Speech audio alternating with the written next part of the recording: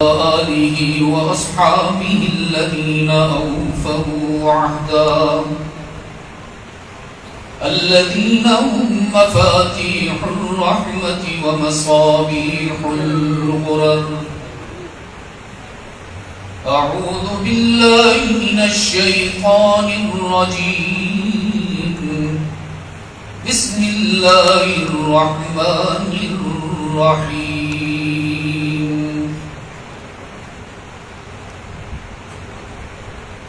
قل إني نهيت أن أعبد الذين تدعون من دون الله قل لا أتبع أهواءكم قد ضللت إذا وما أنا من المهتدين. وقال الله تبارك وتعالى في مقام آخر: ولقد أوحي إليك وإلى الذين من قبلك لئن أشركت ليحبطن عملك ولتكونن من الخاسرين. صدق الله مولانا العظيم. وقال رسول الله صلى الله عليه وسلم: لا يؤمن أحدكم حتى يكون هواه تبعا لما جئت به. وصدق رسوله النبي الأمي الكريم. ونحن على ذلك لمن الشاهدين والشاكرين والحمد لله رب العالمين. ارباب علم و دانش، میزبان مکرم جناب حکیم کاشف انوار صاحب، جناب مولانا قاری مسعود صاحب دامت برکاتہم، محترم بزرگوں، عزیز دوستو، آج 29 مارچ 2024 ہم یہاں جامع مسجد گیلانی توحیدیہ شاہپور پنجاب پاکستان میں ماہ رمضان المبارک کے تیسرے جمعہ میں مختصر سے وقت کے لیے دعوت اور تبلیغ کی نسبت سے جمع ہیں. میں دعا گو ہوں کہ اللہ ہم سب کی حاضری قبول فرمائے اور ہماری آج کی اس محفل کو جنت الفردوس کا دروازہ بنائے.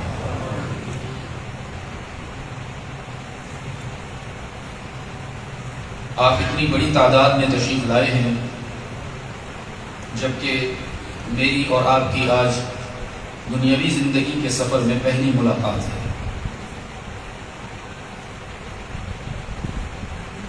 تو اصل بات یہ ہے کہ آپ کے چہروں پر موجود چمک کو دیکھ کر، آپ کی آنکھوں میں اشتیاق کو دیکھ کر مجھے نہیں لگتا کہ آپ فیصل ندیم کو سننے آئے ہیں.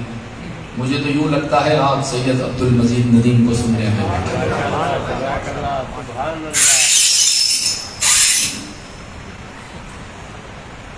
قرآن کریم سے 2 مبارک آیات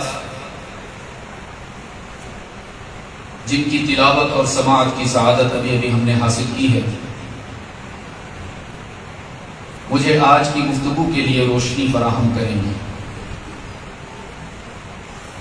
یاد رکھیے، قرآن کریم کس کا کلام ہے؟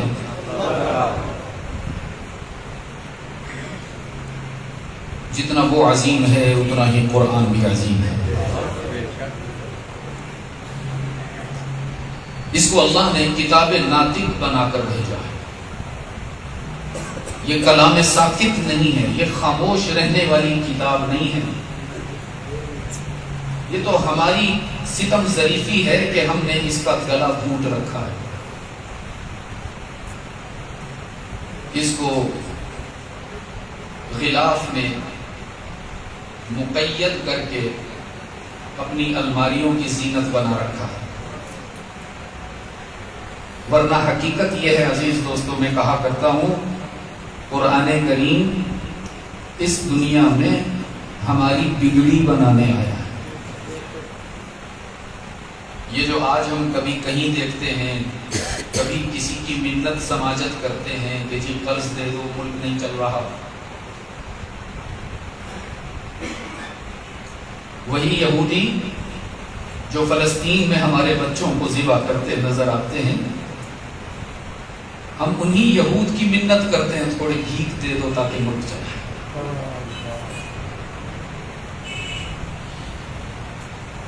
اگر آپ مجھے کہنے کی اجازت دیجیے تو میں عرض کروں کہ ہمارے آج امت مسلمہ کے تمام مسائل کی بنیاد ہی یہی ہے کہ ہم نے قرآن کو چھوڑ رکھا، ورنہ یہی قرآن تھا، یہی قرآن تھا جس سے وابستہ ہو کر بکریاں چرانے والے تخت و تاج کے بادشاہ بنے تھے۔ اسی قرآن سے وابستہ ہو کر عزیز دوستوں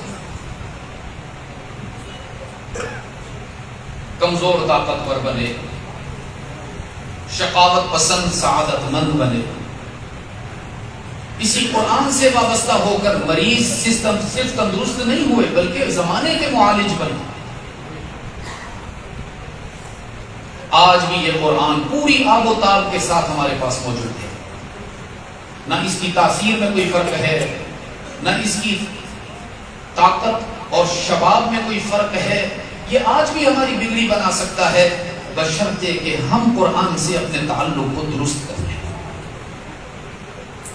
ہم نے ایک رسمی سا تعلق بنایا، کبھی کبھی اس کو پڑھ لیتے ہیں، کبھی کبھی اس کو چوم لیتے ہیں، بچیوں کی شادی ہونے لگے تو رخصتی کے وقت ان کے سر پر سایہ کر دیتے ہیں، آج کل تو تعویذ بھی لکھے جاتے ہیں قرآن کریم سے، فال بھی نکالی جاتی ہے جی۔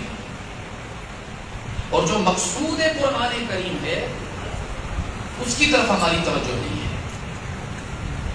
تو یاد رکھنا عزیز دوستو، قرآن کریم اللہ کی طرف سے قوانین کا مجموعہ ہے۔ قرآن کریم میں اللہ نے احکامات ارشاد فرمائے ہیں جن سے سرے منہ انحراف کی اجازت نہیں ہے۔ آج کی اس ملاقات میں آپ کے سامنے قرآن کریم کا بس ایک حکم رکھوں گا، صرف ایک، کیونکہ وقت بھی مختصر ہے، آپ سب حضرات بھی روزہ سے ہیں، میں بھی طویل سفر کر کے آیا ہوں اور پھر واپس مجھے پہنچنا بھی ہے، تو اس لیے زیادہ سبق نہیں پڑھاؤں گا، لیکن آپ کو یقین دلاتا ہوں اگر اس ایک حکم میں آپ نے وفا کر لی تو اللہ پر واجب ہے کہ وہ آپ کو جنت عطا فرمائے۔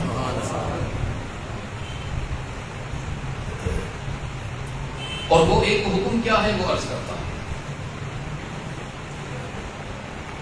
رب العالمین نے فرمایا وَقَضَىٰ رَبُّكَ أَلَّا تَعْبُدُوا إِلَّا إِيَّاهُ۔ اور علماء جانتے ہیں کہ جب قرآن کریم میں اللہ کسی حکم کو بیان فرماتے ہیں تو عام طور پر امر یأمر کا صیغہ استعمال ہوتا ہے، لیکن یہ ایک بڑا خاص حکم ہے جہاں اللہ قضا کا لفظ لے کر آئے۔ عربی میں قضا وہاں استعمال کیا جاتا ہے جہاں فائنل ڈیسیژن ہوتا ہے، حتمی فیصلہ، جس کو کوئی چیلنج نہیں کر سکتا، جس کو کوئی تبدیل نہیں کر سکتا، جس میں کوئی معافی نہیں مل سکتی، جس میں کوئی رعایت نہیں ہوتی۔ تو یاد رکھنا عزیز دوستو، شریعت کے ہر حکم میں اللہ نے رعایت رکھی ہے، لیکن عقیدہ توحید میں اللہ نے کوئی رعایت نہیں رکھی۔ دیکھیے ہم نماز پڑھتے ہیں، کھڑے ہو کر پڑھتے ہیں، اللہ نہ کرے اگر کوئی بیمار ہو جائے، کوئی ضعیف ہو جائے تو شریعت میں اجازت ہے کھڑے ہو کر نہیں پڑھ سکتے تو بیٹھ کر پڑھ لو، اور اگر بیٹھ کر بھی نہیں پڑھ سکتے تو لیٹ کر پڑھ لو۔ لیٹ کر پڑھنے میں بھی اللہ کی طرف سے اتنی نرمی اور رعایت ہے کہ رکوع سجدے کے لیے اٹھ کر بیٹھنے کی ضرورت نہیں ہے، سر کا اشارہ کر لو، اللہ اسی پر راضی ہو جاتا ہے۔ روزہ کتنا بڑا حکم ہے، لیکن اس میں بھی اللہ کی طرف سے رعایت ہے، اگر مریض ہو یا مسافر ہو وقتی طور پر روزہ چھوڑ سکتے ہو، بعد میں مکمل کرو۔ زکوٰۃ کتنا بڑا حکم ہے، لیکن اس میں بھی اللہ کی طرف سے رعایت موجود ہے، اکٹھی نہیں دے سکتے ہو تھوڑی تھوڑی کر کے دے دیجیے۔ لیکن یہ حکم اللہ نہ اس میں کوئی رعایت ہے، نہ معافی ہے، نہ کمپرومائز ہے، نہ درگزر ہے۔ رب العالمین نے فرمایا قضى ربك الا تعبدوا الا اياه، تم سب کے لیے قانون، تم سب کے لیے ضابطہ، تم سب کے لیے دستور بیان کیا جا رہا ہے کہ اب تا قیامت کسی اور کی عبادت کرنے کی اجازت نہیں۔ تم سب کا معبود کون ہے؟ اچھا، مجھے بتایا مولانا نے اور حکیم صاحب نبی کے والد صاحب یہاں کب تشریف لائے تھے؟ 1979، 45 سال قبل۔ تو اس کے بعد کافی گیپ رہا، اور آج چونکہ آپ سے پہلی ملاقات ہے تو اس لیے آج اپنے والد کا پڑھایا ہوا سبق آپ کو سنا رہا ہوں اور آپ کو یاد کروا کے جاؤں گا، تاکہ آئندہ جواب اسی انداز میں دیا جائے جس انداز میں میرے والد سننا پسند کرتے ہیں۔ ہاں، یہ ایک آواز آئی ہے نا کسی اچھے شاگرد، تو پھر پتہ تو ہے آپ لوگوں کو، ایسی مجھے پریشان کرتا ہے۔ صرف اللہ نہیں کہنا، اللہ، اور اللہ کرے کہ اس جواب میں آپ جوان ہو جائیں۔ مجھے احساس ہے کہ آپ روزے سے ہیں، مجھے احساس ہے کہ بھوک بھی لگی ہوئی ہوگی اور پیاس کا بھی آپ کو شدت محسوس ہو رہی ہوگی، لیکن یہ عقیدہ توحید میں اتنی لذت ہے، رب کعبہ کی قسم میں کہا کرتا ہوں۔ حکیم صاحب بیٹھے، ان سے پوچھ لیجئے، دنیا کا کوئی کشتہ آپ کو بڑھاپے سے نہیں بچا سکتا، دنیا کی کوئی دوائی، کوئی ڈاکٹر، کوئی حکیم آپ کو ضعف سے نہیں بچا سکتا۔ صرف توحید کا عقیدہ ہے جو مسلم کو بوڑھا ہونے نہیں دیتا ہے۔ اس لیے آپ کے جواب میں شباب ہونا چاہیے۔ رب العالمین نے فرمایا قضى ربک،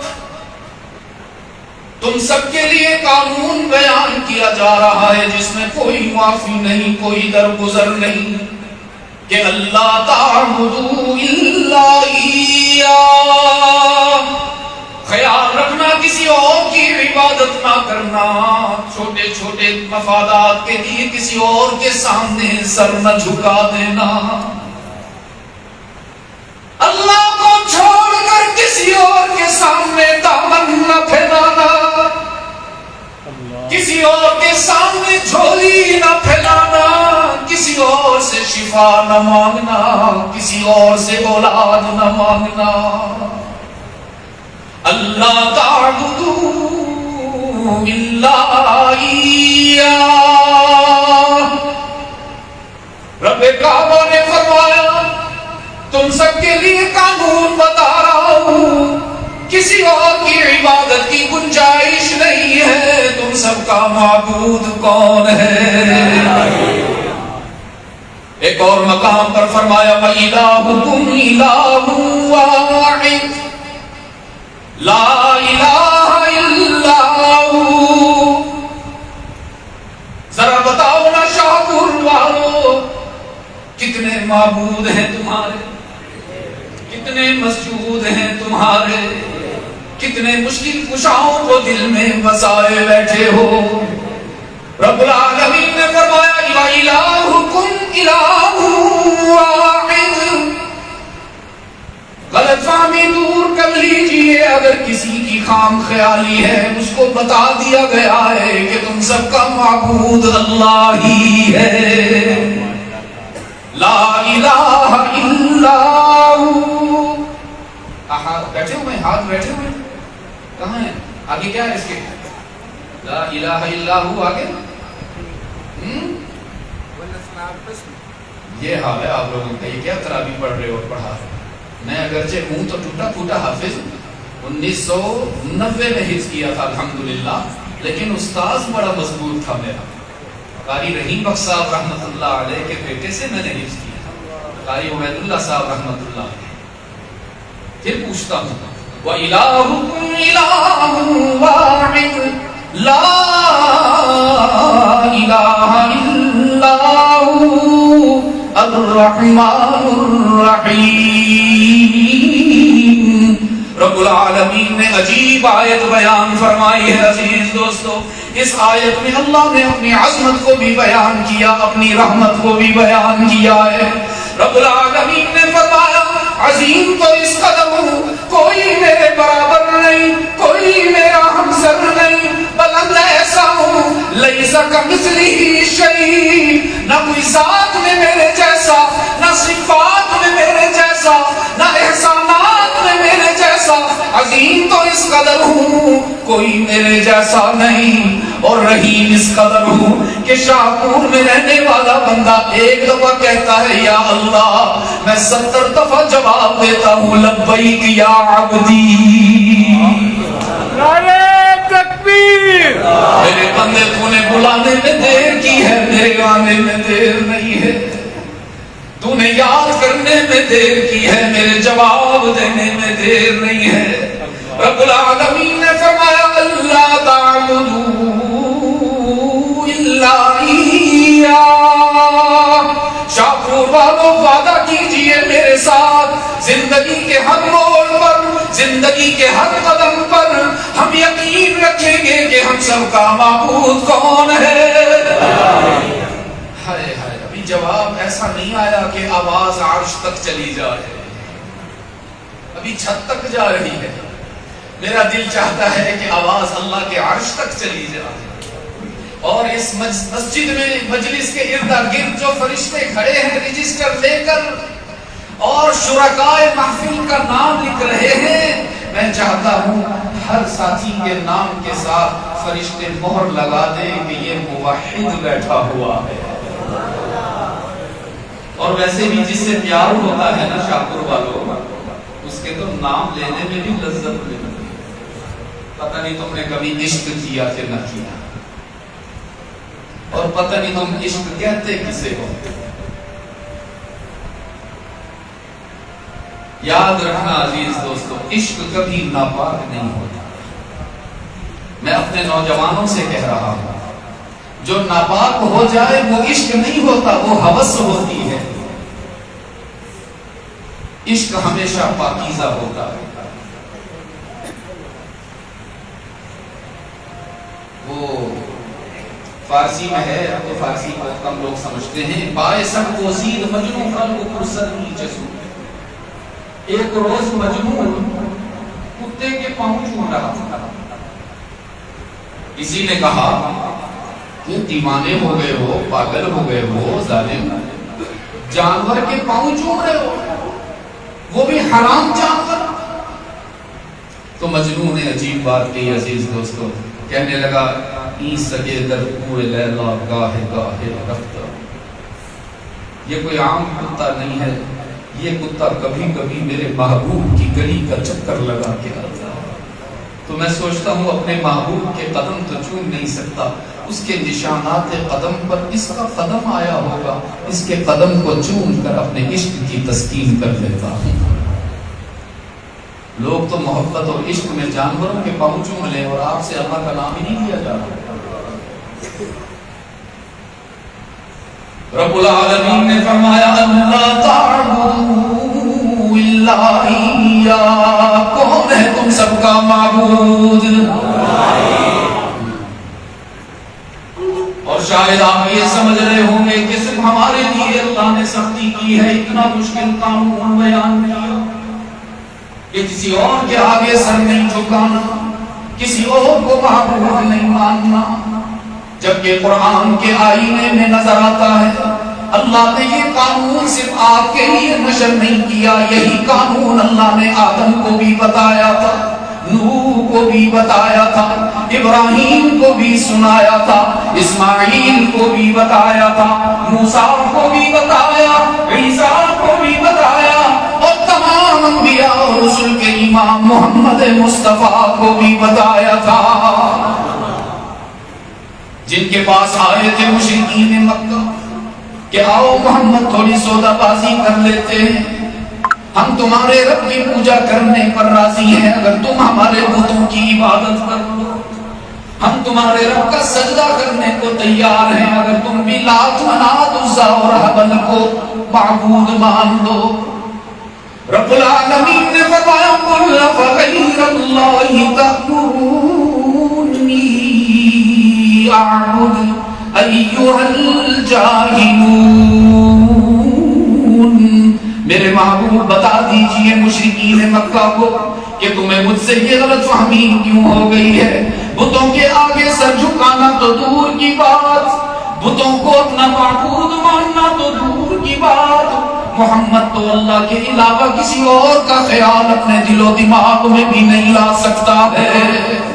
اور پھر اللہ نے قانون بیان کیا. رب العالمین نے فرمایا وَلَقَدْ أُوحِيَ إِلَيْكَ وَإِلَى الَّذِينَ مِن قَبْلِكَ.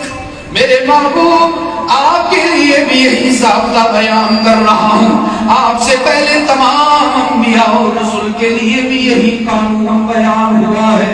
یا اللہ کیا قانون؟ رب نے فرمایا لَئِنْ أَشْرَكْتَ لَيَحْبَطَنَّ عَمَلُكَ لَئِنْ أَشْرَكْتَ لَيَحْبَطَنَّ عَمَلُكَ. بڑے سخت الفاظ ہیں عزیز, یہ اللہ ہی کہہ سکتا تھا اپنے نبی کو. مجھ میں تو اتنی بھی ہمت نہیں کہ اس کا ترجمہ کر سکتا. اس موقع پر میں وہ ترجمہ کرتا ہوں جو میرے والد سید عبد المجید ندیم ترجمہ کیا کرتا تھا. رب العالمین نے فرمایا لئن اشرکت لیحبطن عملک. میرے محبوب ہے تو تم میرا محبوب, محبوب تو تو ایسا ہے کہ تجھے ساری کائنات کا مقصود بنایا ہے, حسن کائنات کا نقطہ انتہا بنایا ہے. محبوب تو ایسا کہ ساری کائنات کو میں نے بعد میں بنایا, سب سے پہلے اللہ نے محمد مصطفیٰ کو بنایا ہے. لیکن محبوب ہونے کے باوجود رحمت عالم کے لیے بھی اللہ نے یہی ضابطہ رکھا کہ لئن اشرکت لیحبطن عملک. میرے محبوب جس نظر سے تو اللہ کو دیکھتا ہے, اگر اسی نظر سے تم نے کسی اور کو دیکھ لیا تو اللہ روٹھ جائے گا, ناراض ہو جائے گا. محبوب ہونا اپنی جگہ, قانون اپنی جگہ. محبوبیت کا تو یہ عالم ہے کہ محبوب کے لباس کی اداؤں کو اللہ قرآن کی آیات بنا لیتا ہے. جس شہر میں محبوب چلتا ہے اللہ اس شہر کو قرآن میں ذکر کرتا ہے. رب نے فرمایا لا اقسم بہذا البلد, مجھے قسم ہے شہر مکہ کی. یا اللہ مکہ کی قسم کیوں؟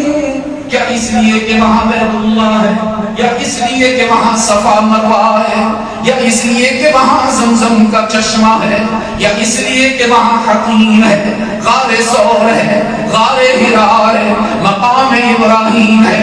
رب العالمین نے فرمایا نہیں نہیں, لا اقسم بہذا البلد, مکہ کی قسم بیت اللہ کی وجہ سے نہیں, بیر زمزم کی وجہ سے نہیں, صفا مروہ کی وجہ سے نہیں, حتیم حجر اسود کی وجہ سے نہیں, تو پھر یا اللہ کیوں؟ رب نے فرمایا وَأَنْتَ حِلٌّ بِهَذَا الْبَلَدِ. میں جب عرش بری سے مکہ کی زمین پر نظر ڈالتا ہوں تو مجھے شہر مکہ میں اپنا محبوب محمد چلتا پھرتا نظر آتا ہے. محبوب تو ایسا ہے جس کے ہاتھ میں اللہ نے جنت کی چابی رکھی ہے.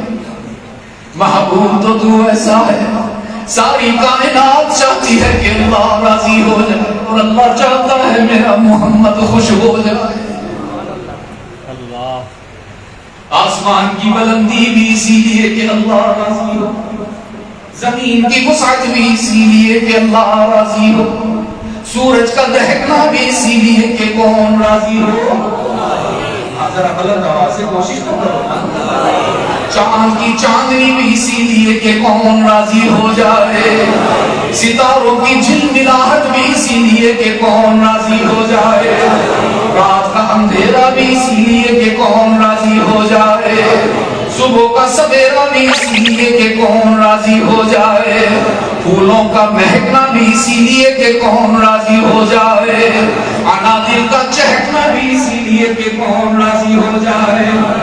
ساری کائنات چاہتی ہے کہ اللہ راضی ہو، اور مخلوقات تو ایک طرف عزیز دوستو، میں تو دیکھتا ہوں جناب آدم آنسو بہا رہے ہیں تاکہ کون راضی ہو جائے۔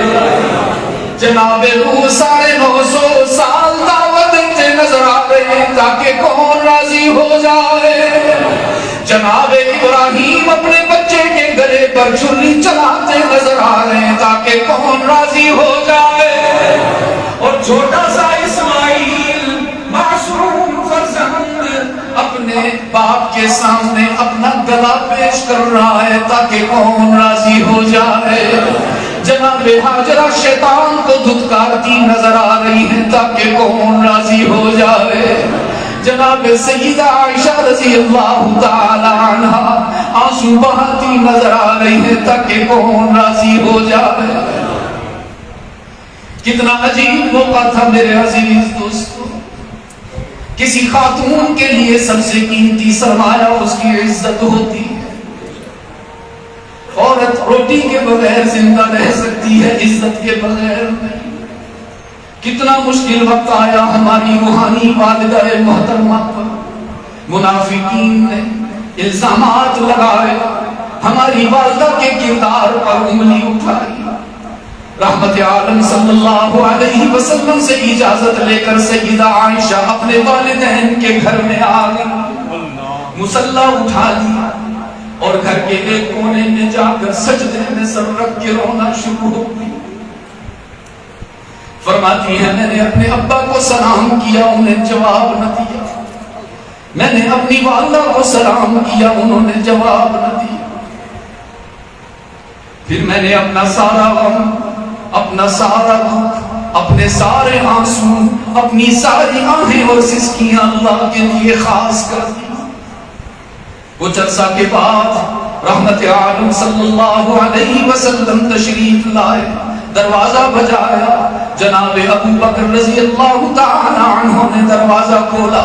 رحمت عالم صلی اللہ علیہ وسلم نے اندر داخل ہوتے ہی پوچھا میری عائشہ کا کیا حال ہے؟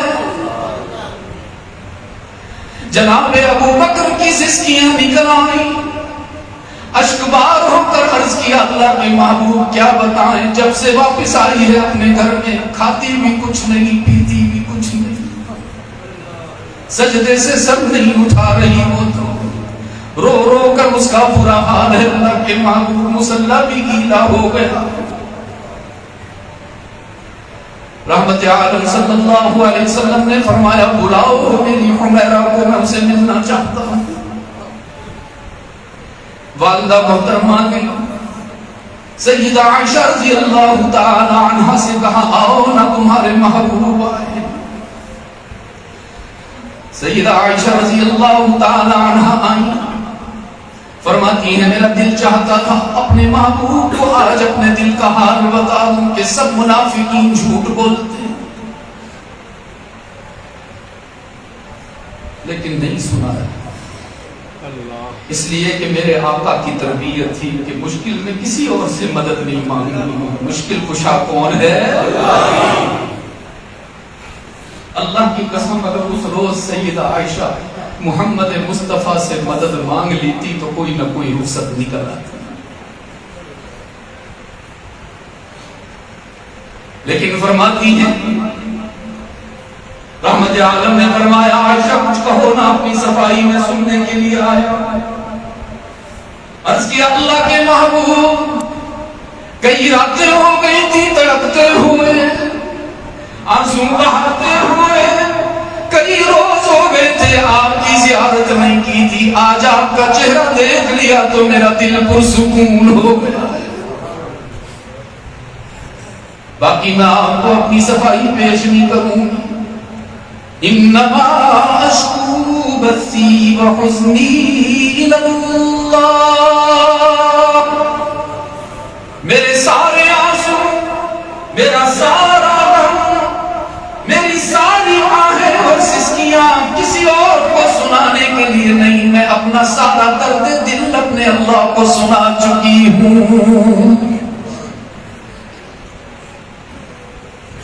ہائے ہائے ہائے، عقیدہ توحید کا ایسا پختہ مظاہرہ کیا ام المؤمنین سیدہ عائشہ رضی اللہ تعالی عنہا نے کہ پھر اللہ اگر چاہتے تو ان کی صفائی فرشتوں کے ذریعے بھی بیان کروا سکتا. اللہ اگر چاہتے تو ان کی صفائی صحابہ کے ذریعے بھی بیان کروا سکتے تھے. اللہ چاہتے تو اپنی عائشہ کی صفائی کسی اور مخلوق کے ذریعے بھی بیان کروائی جا سکتی تھی. لیکن قربان جاؤں اللہ کی رحمت پر اور اس کی قدردانی پر کہ اس نے سیدہ عائشہ رضی اللہ تعالی عنہا کی عفت میں قرآن کی 18 آیتیں نازل فرمائیں. آپ اللہ سے وفا کر کے تو دیکھو وہ کیوں آپ کو آئیے میں کے حوالے کر دیں گا.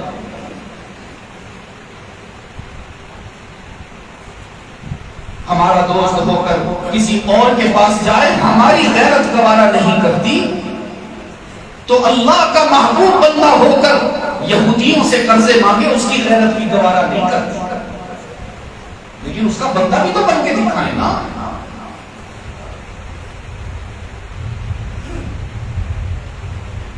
میرے عزیز دوستو، ساری کائنات اس چاہت میں ہے کہ اللہ راضی ہو جائے. اور دیکھیے نا وہ حضرت عائشہ رضی اللہ تعالی عنہا کا ذکر مبارک ہوا. میرا دل چاہتا ہے میں آپ کو وہ کلام سناؤں جو میرے والد سے جایا کرتے تھے.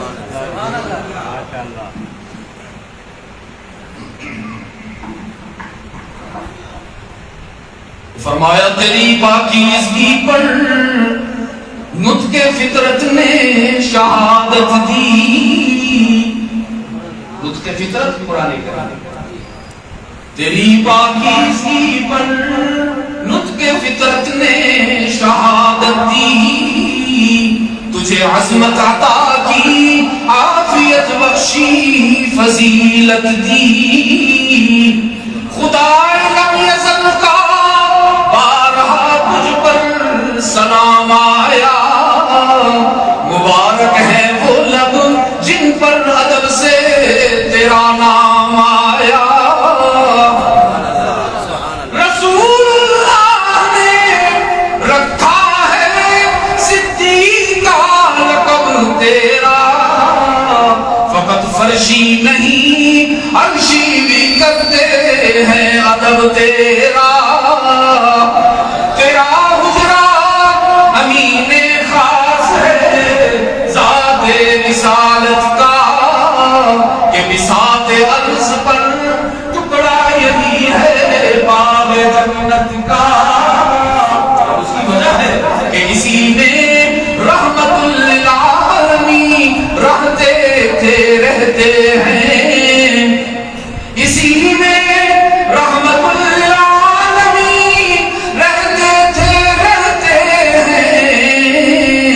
تیرا حجرہ ہے جسے گنبد خضرا بھی کہتے ہیں.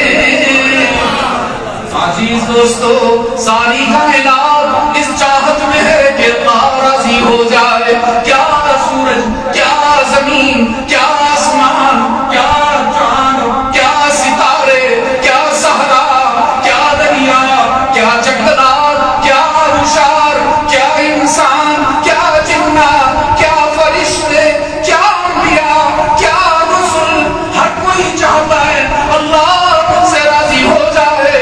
اور اللہ قسمیں کھا کر کہہ رہا ہے والضحیٰ واللیل اذا سجا.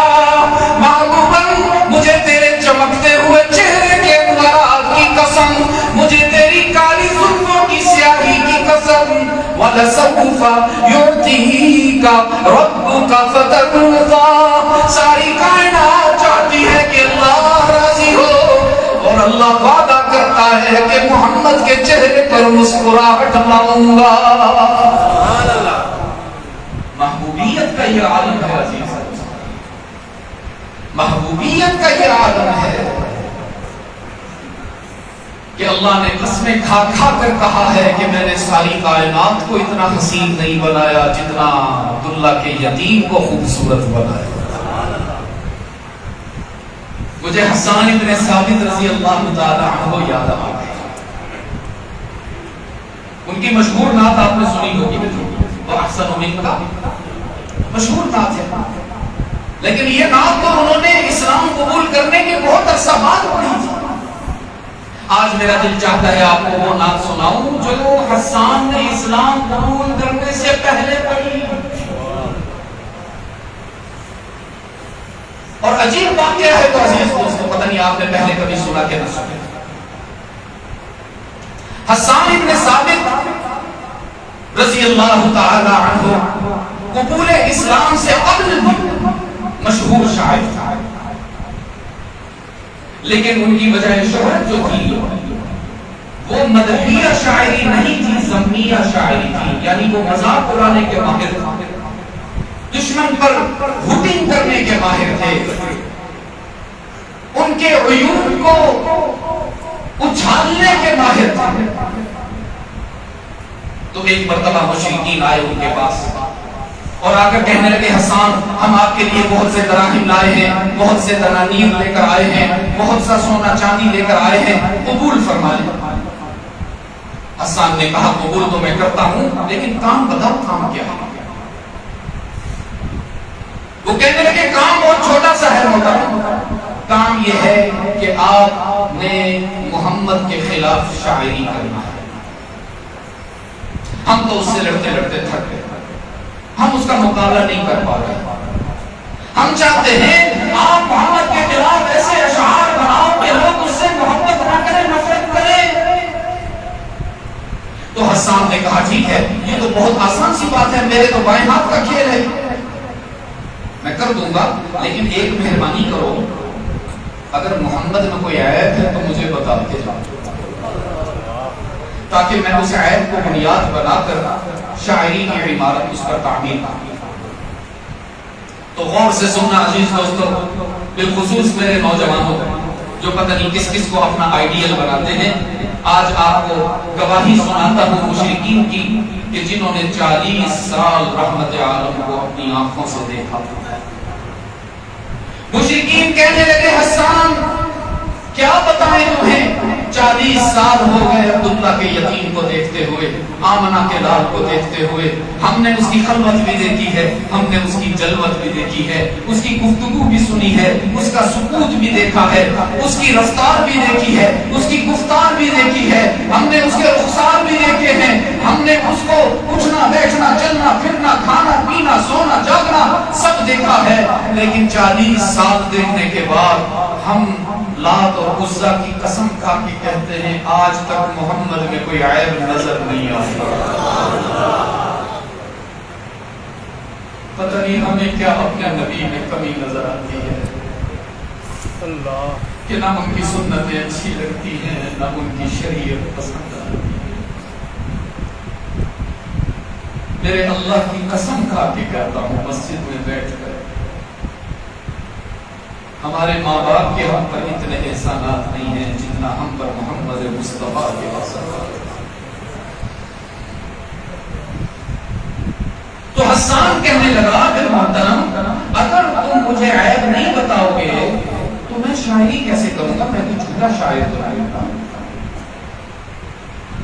وہ کہنے لگے حسان یہ کام بھی آپ خود کرو، عیب بھی آپ تلاش کرو، شاعری بھی آپ کرو، آپ کی قیمت بڑھا دیں گے، انعام بڑھا دیں گے.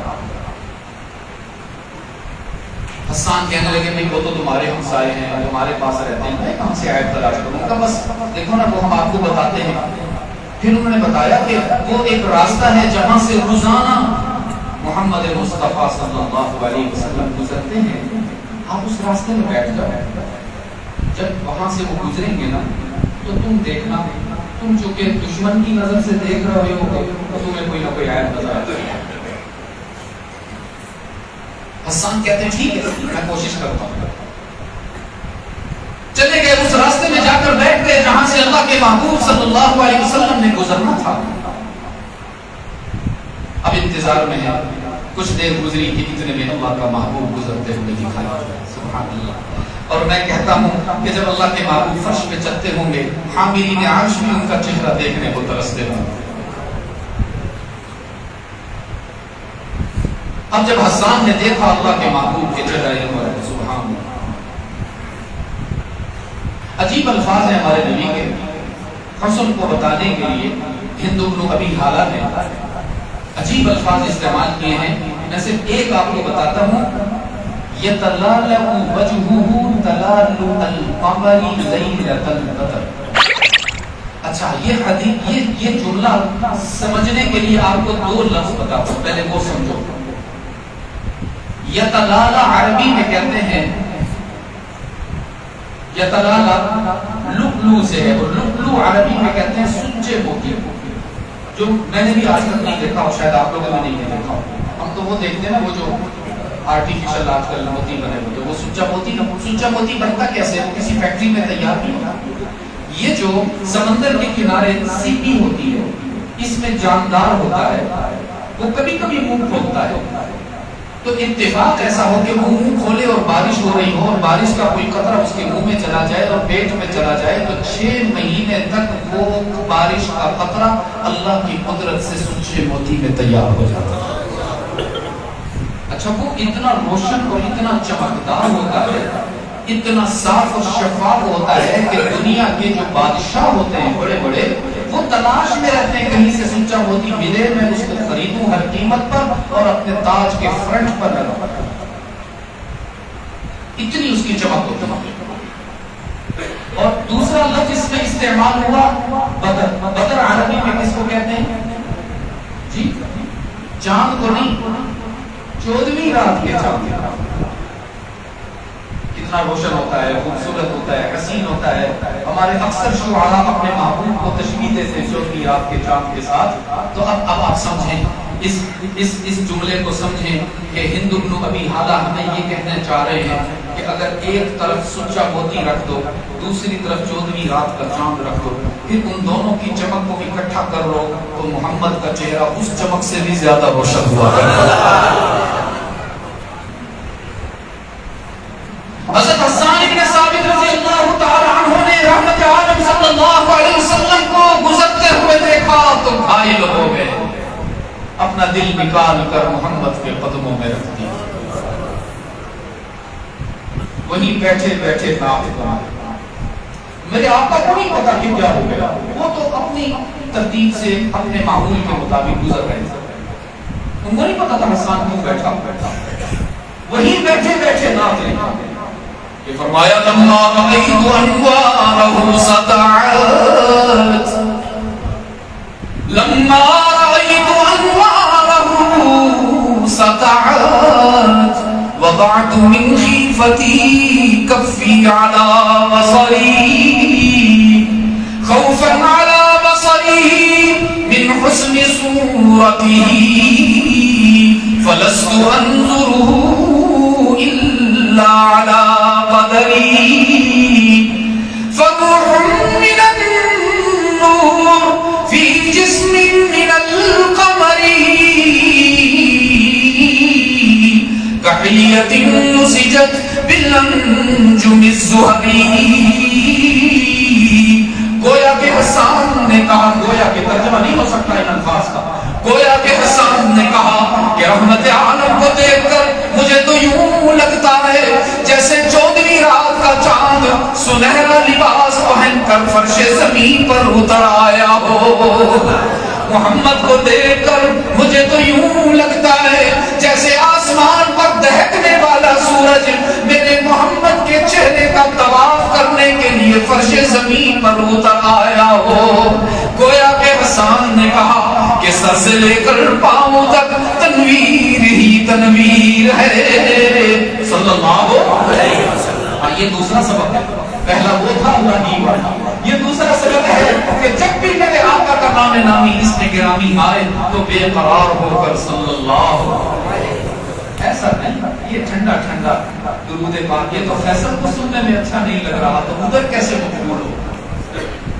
اور آج تو جمعہ بھی ہے، جمعہ کے روز درود پاک پڑھنے کے بہت سارے فضائل ہیں، تو بے قرار ہو کر ذرا اللہ کو عشق رسول کا مظاہرہ کر کے دکھانا صلی اللہ علیہ وسلم. اور میں تو کہتا ہوں یہ وظیفہ کائنات ہے، یہ وظیفہ ہے. وہ کسی روشن زمین نے کیا کہا تھا؟ حکیم صاحب فرمایا آپ کا ذکر اطہر شروع جب ہوا صلی اللہ علیہ وسلم، آپ کا ذکر اطہر شروع جب ہوا میرے الفاظ بھی باوضو ہو گئے، تتلیاں پھول جگنو ہوا روشنی سب کے سب شامل گفتگو ہو گئے۔ جب آپ کہتے ہو صلی اللہ علیہ وسلم تو آپ تنہا نہیں ہوتے، اللہ کے فرشتے بھی کہتے ہیں صلی اللہ علیہ وسلم، ہاں صحرا کے ذرے بھی کہتے ہیں صلی اللہ علیہ وسلم، ہاں اور یہ ہوا میں موجود ریت کے ذرے بھی کہتے ہیں، روشنیوں کے ذرے بھی کہتے ہیں صلی اللہ علیہ وسلم، اور ساری کائنات کو ایک طرف رکھ دیجئے شاہپور کے روشن ضمیروں، جب آپ درود پڑھتے ہو تو اللہ بھی کہتا ہے ان اللہ وملائکتہ یصلون علی النبی، جب میرا کوئی بندہ میرے محبوب پر درود پڑھتا ہے تنہا نہیں ہوتا، فرشتے بھی ساتھ ہوتے ہیں، اللہ بھی ساتھ ہوتا ہے صلی اللہ علیہ وسلم۔ یہ سر سے لے کر پاؤں تک تنویر ہی تنویر ہے، جیسے منہ سے بولتا قرآن وہ تقریر ہے، سوچتی ہے دل میں دنیا مصطفیٰ کو دیکھ کر کیسا ہوگا وہ مصور جس کی یہ تصویر ہے صلی اللہ علیہ وسلم۔ گویا کہ حسان نے کہا کہ محمد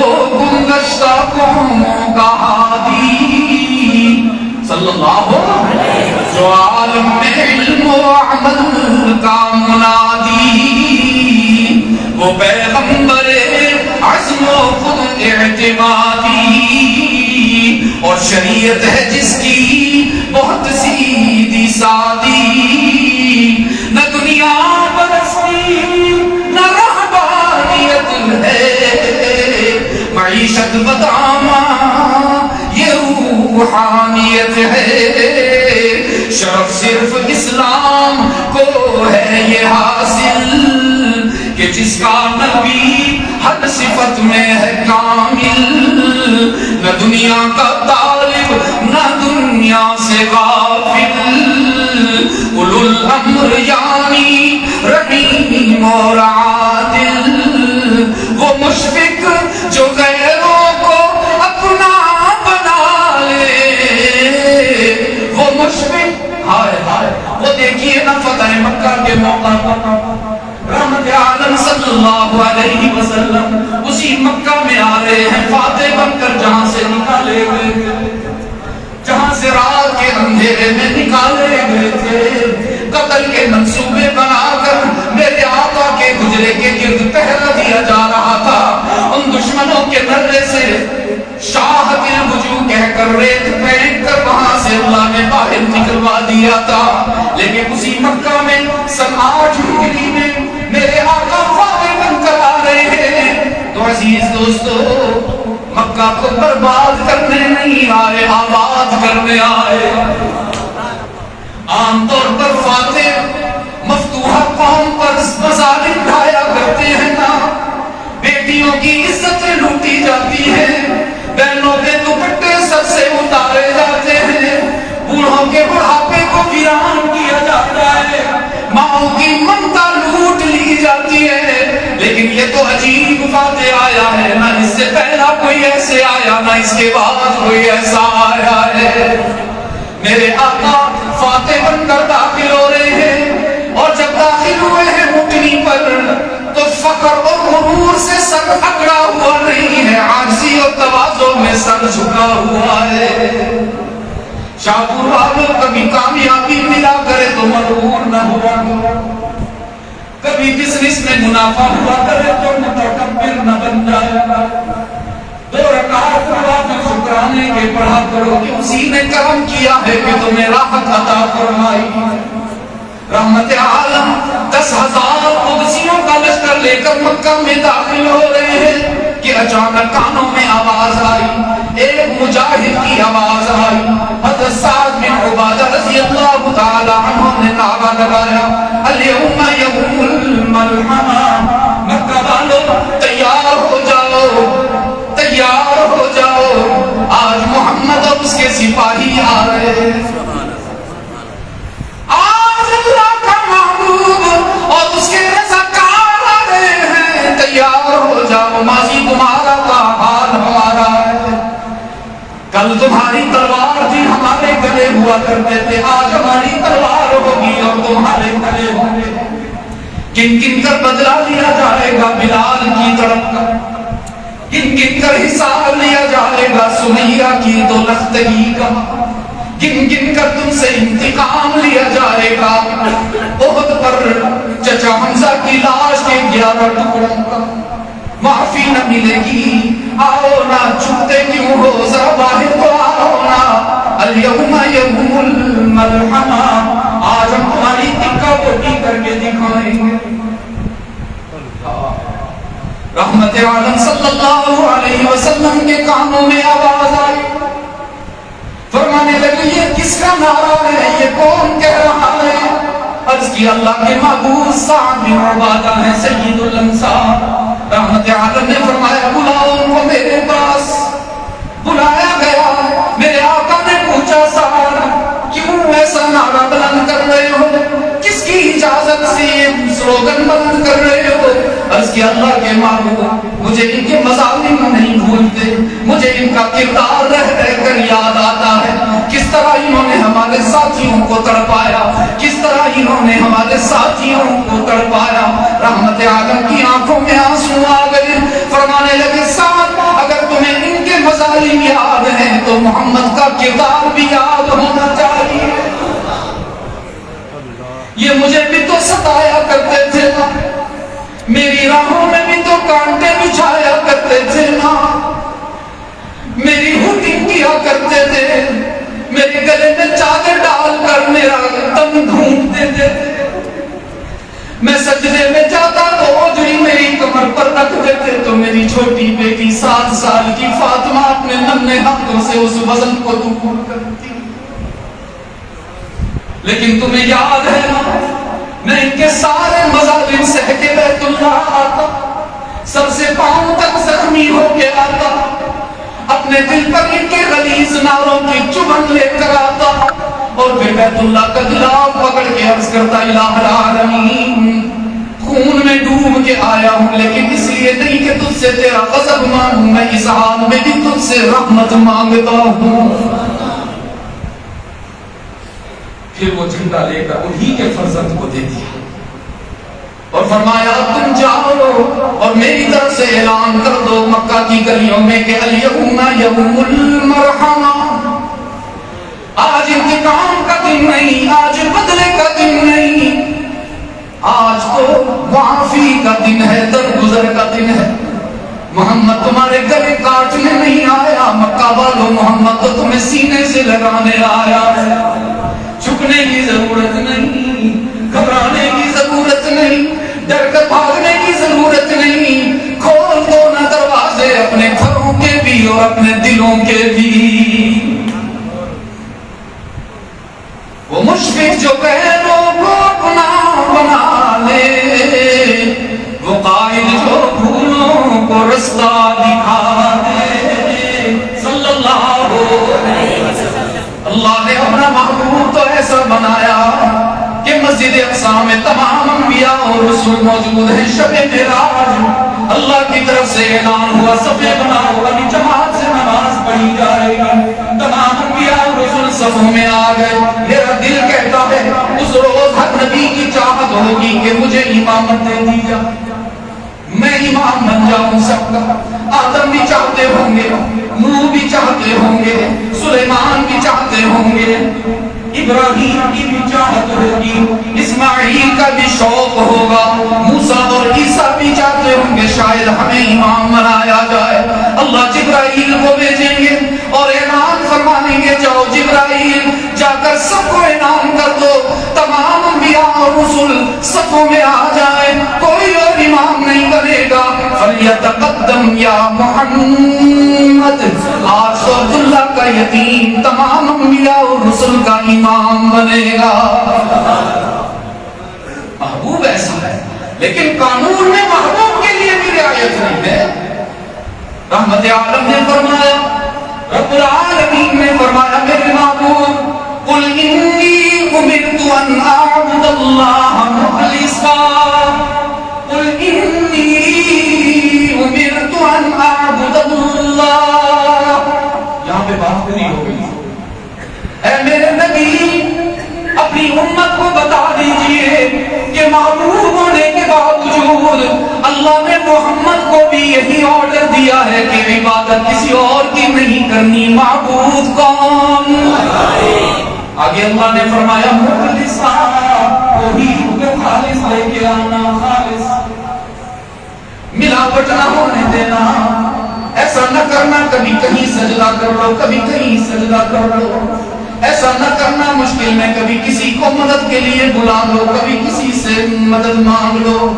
رب العالمین نے فرمایا انبیاء کے لیے بھی یہی ضابطہ, رسولوں کے لیے بھی یہی قانون. تو شاہپور والوں, انبیاء تو عظیم ہستیاں تھیں, جب ان کے لیے ایسا قانون ہے جس میں رعایت نہیں تو ہم اور آپ کیسے رعایتیں نکال لیں؟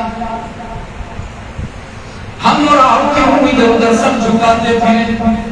ہم اور آپ کیوں لوگوں سے مدد مانگتے پھریں؟ رب العالمین نے فرمایا ان اللہ خالق الحب والنوى, کسی اور کی عبادت تو تب کرو نا جب کوئی مجھ جیسا نظر آئے. مجھ جیسا کوئی نہیں. وما بكم من نعمة فمن اللہ, تم پر جتنے انعامات, جتنے احسانات ہیں, جتنا کرم اور جتنا فضل ہے, نہ والدین کا ہے, نہ بھائیوں کا ہے, نہ برادری کا ہے, نہ قبیلے کا ہے. یہ سارے انعامات دینے والا کون ہے؟ اللہ ہی ہے. دوستو اللہ ہی. آہستہ نہ بولو, اتنا اونچا بولو کہ یہ جو آپ کے بچے, آپ کی نسلیں آپ کے ساتھ بیٹھی ہیں, یہ بھی اپنے دل میں اس پیغام کو اتار کے رکھیں. اس لیے کہ کچھ نادان کہتے ہیں اللہ بھی کرتا ہے, اور رحمت عالم کے غلام کہتے ہیں کہ اللہ بھی کرتا ہے. اس لیے اللہ نے دو ٹوک بات کی.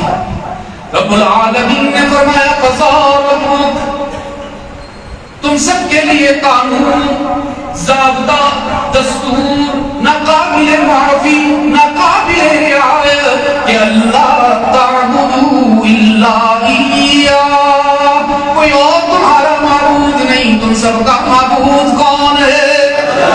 کسی اور کا سجدہ جائز نہیں. ہم سب کا مسجود کون ہے؟ کوئی اور اولاد دینے والا نہیں. اولاد عطا کرنے والا کون ہے؟ کوئی اور بیماریاں دور کرنے والا نہیں. شفا عطا کرنے والا کون ہے؟ اور عزیز دوستو یاد رکھنا, کوئی اور ایسا نہیں جو ہماری غلطیوں کو کھلے دل سے معاف کر سکے. میں کہا کرتا ہوں دنیا والے ہماری غلطیوں کا انتظار کرتے ہیں, اللہ ہماری نیکیوں کا منتظر ہوتا ہے. دنیا والے کہتے ہیں تم سے کوئی گناہ ہو تو صحیح نہ, تم سے کوئی غلطی ہو تو صحیح نہ, آؤ نا ہمارے پاس, تمہارے اگلے پچھلے حساب برابر کریں گے, تمہیں معاف نہیں کریں گے, تم سے بدلہ اور انتقام لیں گے, تمہیں جیل میں ڈالیں گے, تمہارے گناہوں کی اشاعت کریں گے. اور میرے رب کا اعلان ہے کوئی چھوٹی سی نیکی لے کر آؤ نا, روزہ رکھ کے, سحری کر کے, رفتاری کر کے آؤ نا, تمہارے اگلے پچھلے گناہوں کو معاف کر کے دکھاؤں گا. ہاں عزیز دوست, عجیب حدیث ہے. رحمت عالم صلی اللہ علیہ وسلم نے فرمایا اللہ ایک گناہگار کو حشر کے روز اپنے قریب بلائیں گے. کس کو؟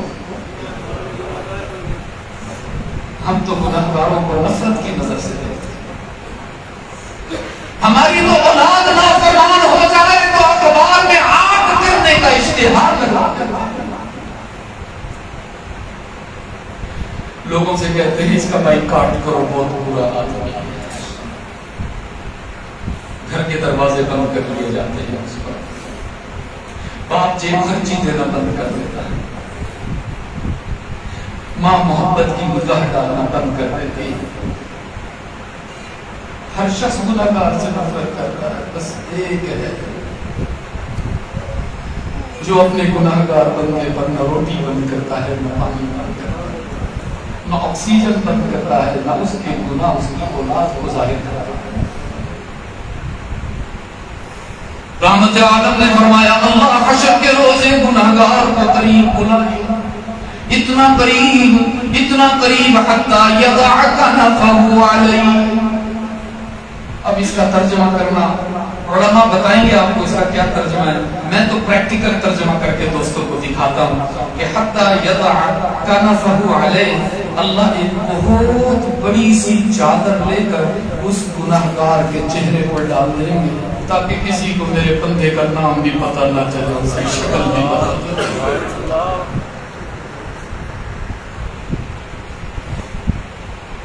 اور اس آئینے میں ہم ذرا اپنی شکل بھی دیکھتے ہیں، ہم تو جھوٹے الزامات لگا کے لوگوں کو بدنام کرتے ہیں، خوشی مناتے ہیں۔ ہمارے ٹی وی پر روزانہ ٹاک شوز میں الزامات ہی الزامات، برائیاں ہی برائیاں، کمزوری ہی کمزوری بیان کی جاتی ہے۔ رحمت عالم نے فرمایا اللہ اس گناہگار کی پردہ پوشی فرمائیں گے، ستاری کی چادر ڈال دیں گے، حتی یضع کنفہ علیہ، تاکہ کسی کو اس کا نام بھی پتہ نہ چلے۔ پھر اللہ اس سے گفتگو فرمائیں گے آہستہ آواز میں، فرمائیں گے تعریف ذنبک ذا، ہاں میرے بندے یاد ہے نا تو نے فلاں گناہ کر کے مجھے ناراض کیا، میں تجھ پہ احسانات کرتا رہا، تو گناہ کرتا رہا، نافرمانیاں کرتا رہا، تو نے میرے انعامات کی پرواہ نہ کی، تو نے میرے احسانات کی پرواہ نہ کی، تو یہ سمجھتا تھا میں نے جیسے اولاد سے گناہوں کو چھپا لیا، والدین سے برائیوں کو چھپا لیا، اپنے محلہ سے خطاؤں کو چھپا لیا، ایسے اللہ سے بھی چھپ گئی۔ اللہ فرمائیں گے نا تجھے یاد دلا رہا ہوں، تو نے فلاں گناہ اس رات میں کیا تھا، یاد ہے نا، تو نے فلاں نافرمانی اس دن میں کی تھی، یاد ہے نا۔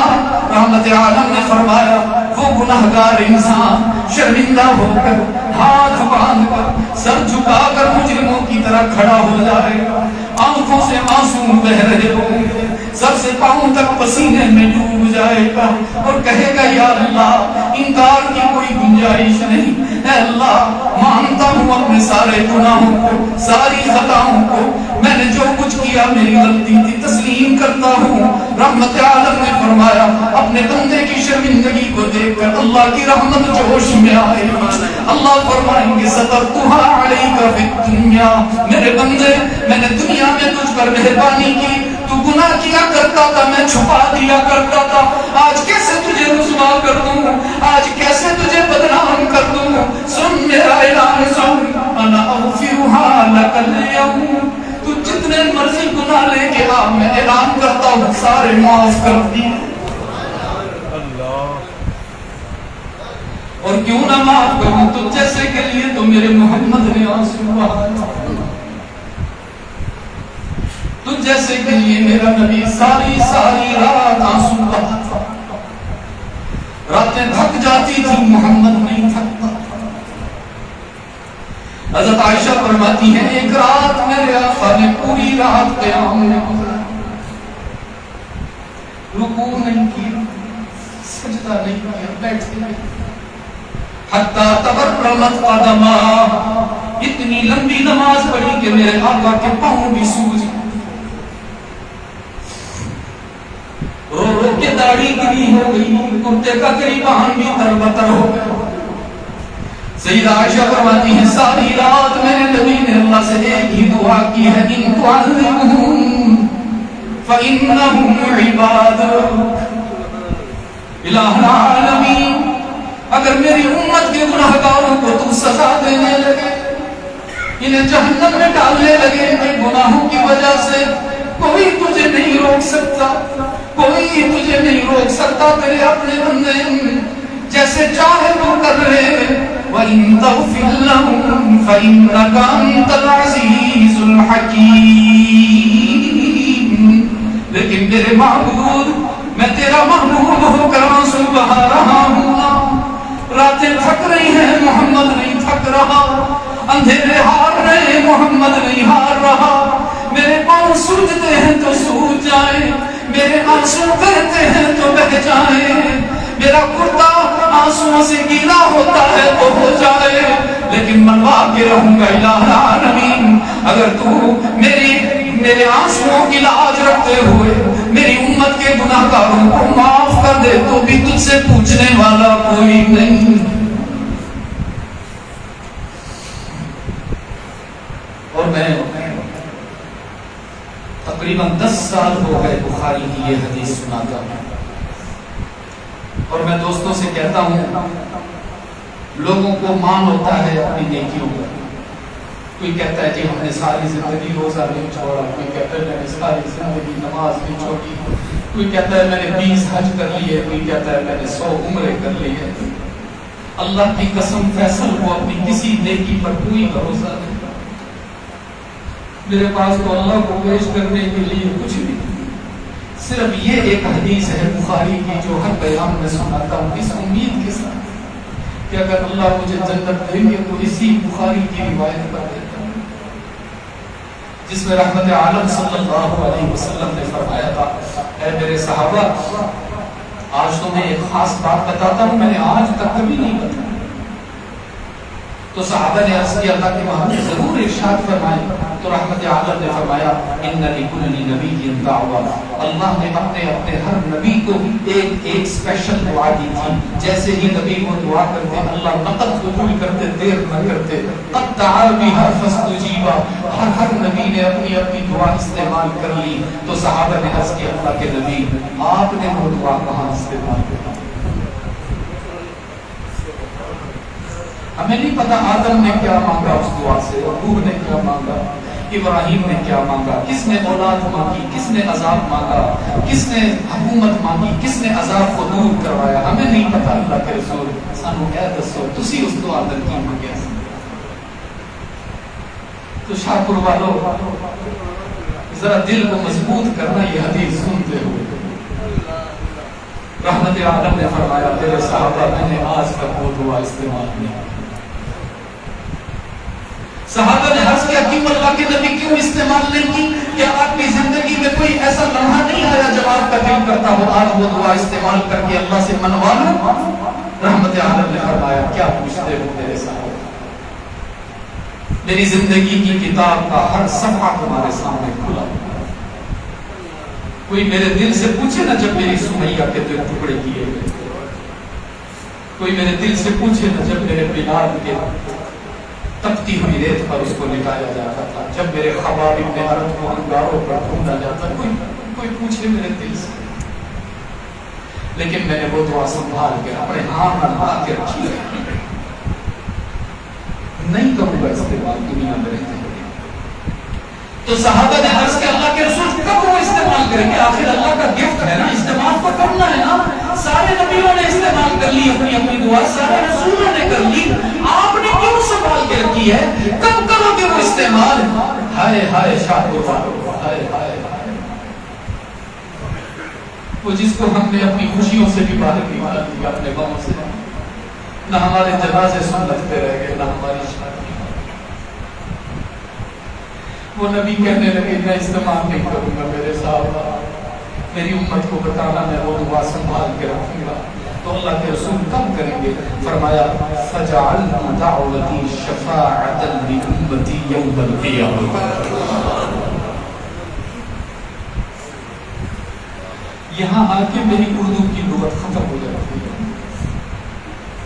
کہ میرے آقا نے فرمایا جب قیامت کا دن ہوگا اور کسی گناہ گار امتی کو فرشتے کھینچ کے لے جا رہے ہیں جہنم کی طرف، اور میرا وہ امتی دہائیاں دے رہا ہوگا ابا میں نے بچا رہے، ابا اما میں نے بچا رہے، وہ پتروں میں نے بچاؤ، وہ دھیروں میں نے بچاؤ، میں جہنم میں نہیں جانا چاہتا۔ رحمت عالم نے فرمایا کوئی اس کے قریب نہیں آئے گا، کوئی اس کے پاس نہیں آئے گا۔ اس روز تم دیکھ لینا جب کوئی اس کی کام نہیں آئے گا، اس روز محمد ہاتھ پاؤں کے کہے گا یا اللہ تیرا دیتا ہوا تحفہ میں دنیا میں استعمال نہیں کیتا، حج کرنا چاہتا، حج میں دعا مانگتا میری ساری امت کو جنت عطا کر۔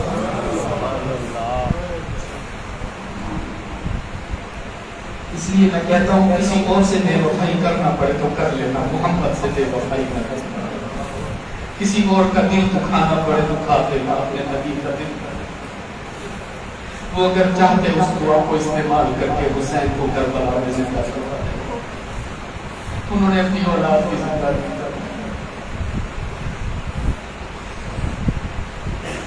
زندگی گزارتے ہوئے خیال سے وقت گزارا کرو، بے دید ہو کے گناہ نہ کیا کرو۔ دیکھو میرے باپ کا بہت بڑا نام ہے دنیا میں، اللہ کی قسم میں مسجد میں بیٹھ کے قسم کھا کے کہتا ہوں تمہاری زندگی اتنی مشکل نہیں ہوگی جتنی میری مشکل ہے۔ میں ایک ایک سانس بھی لیتا ہوں تو خیال کرتا ہوں کہ میری وجہ سے میرا باپ بدنام نہ ہو جائے۔ میں ایک ایک لقمہ بھی کھاتا ہوں تو احتیاط کرتا ہوں، میں آپ سے گفتگو بھی کرتا ہوں تو احتیاط کرتا ہوں کہ میری وجہ سے میرے باپ کی عزت خراب نہ ہو جائے۔ اور اللہ کی قسم عبد المجید کی عزت خراب ہوتی ہے تو کوئی پرواہ نہیں، بس تم خیال رکھنا محمد کی عزت خراب نہ ہو جائے، ہمارے نبی کی عزت خراب نہ ہو جائے۔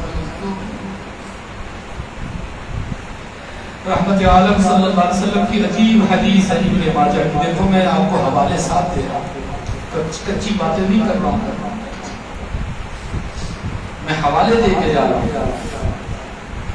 ابن ماجہ میں حضور صلی اللہ علیہ وسلم نے فرمایا تھا میری امت لا تسبل وجہی یوم القیامہ، کوئی ایسا کام کوئی ایسا گناہ کر کے نہ آنا کہ تمہاری وجہ سے محمد شرمندہ ہوگا۔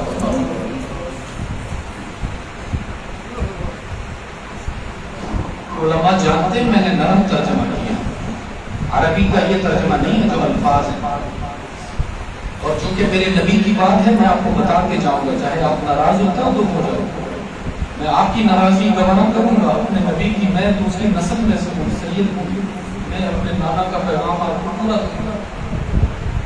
لا تسبلوا وجہی، میرے نبی نے فرمایا دیکھو اللہ نے میرا چہرہ روشن بنایا ہے، تم کوئی ایسا گناہ کر کے نہ آنا کہ محمد کا منہ کالا ہو جائے۔ بچہ غلطی کرتا ہے باپ کی بےزتی ہوتی ہے، امتی گناہ کرتا ہے نبی پریشان ہوتا ہے۔ کیوں آپ ایسے زندگی گزارتے چلے جا رہے ہو، جھوٹ بولتے چلے جائیں، دھوکہ دیتے چلے جائیں، ملاوٹ کرتے چلے جائیں، بہنوں بیٹیوں کی جائیدادوں میں حصہ مارتے چلے جائیں، کیوں ولی؟ وہ کوئی ہمارا نہیں ہے ولی وارث، کوئی ہمیں سمجھانے والا نہیں، کوئی ہم سے پوچھ پرتیت کرنے والا نہیں ہے۔ ہم نے کیا مٹی میں مل جانا ہے؟ کیا مرنے کے بعد دوبارہ زندہ نہیں ہونا؟ کیا اللہ اور رسول اللہ کو شکل نہیں دکھانی؟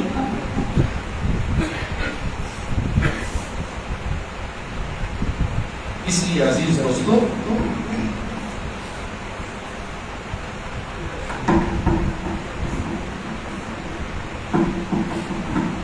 آج کی ملاقات میں بس ایک حکم میں نے قرآن کا آپ کو سنایا ہے، ورنہ اس میں بہت سارے احکامات ہیں، اللہ توفیق دے تو سب کو آپ پڑھو، لیکن اس حکم پہ کمزوری نہ دکھانا، اور وہ حکم کیا ہے وہ آخر میں دوہرا لیتے ہیں تاکہ بھول نہ جائے۔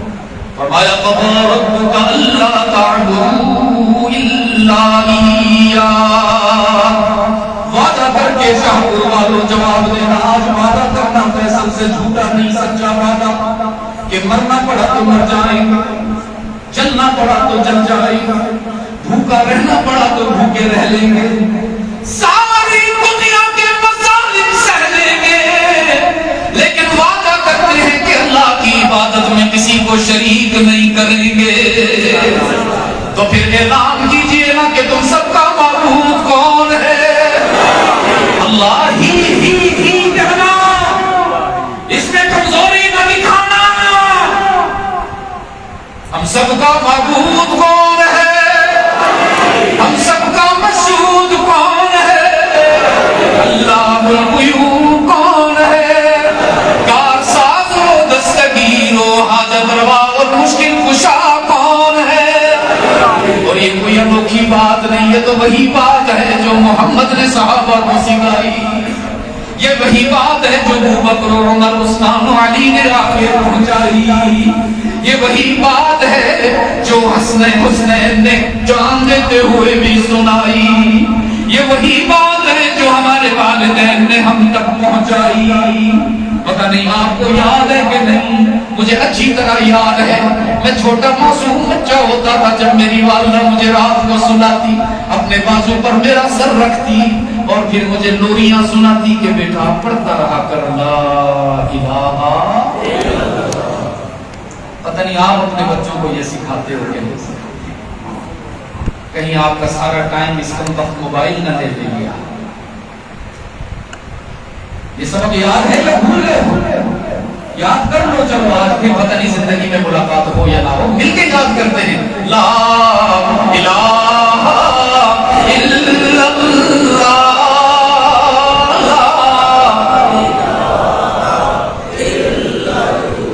آج لگتا ہے حکیم صاحب کو زیادہ ہی روزہ لگ گیا ساتھیوں. آج تو آواز آ ہی نہیں ہے. وہ سادہ بھی تو حوصلہ دیکھو. 17 سال ہو گئے ہیں شوگر کا مریض ہوں, انسولین لگاتا ہوں صبح شام. 4 گھنٹے کا سفر کر کے آیا ہوں, رات کو سو نہیں سکا. یہاں سے جا کے پھر تراویح کے بعد بیان کرنا ہے.